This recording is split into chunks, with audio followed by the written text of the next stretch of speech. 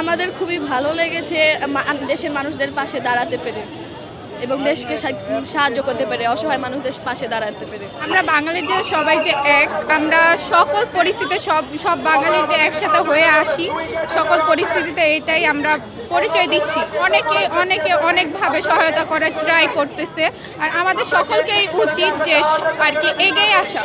কারণ আমরা বাঙালি, আমরা সবাইকেই আমরা নিজেদের জন্য নিজেরা এগিয়ে আসবো।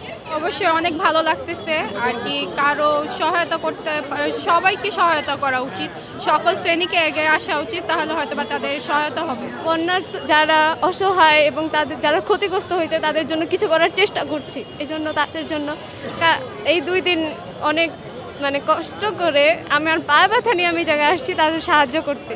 আসলে আমরা এই উদ্যোগটা নিজেরাই নিয়েছি, নিজেরা নিয়ে তারপর এলাকা থেকে উঠিয়েছি, তারপর আমাদের স্কুল থেকে উঠাইছি, তারপর তাদের জন্য যতটুকু পারছি নিয়ে আসছি। খুবই ভালো লাগছে আসলে, কারণ সাহায্য করা তো মন থেকে একটা আনন্দ আসে, ফিল হয়।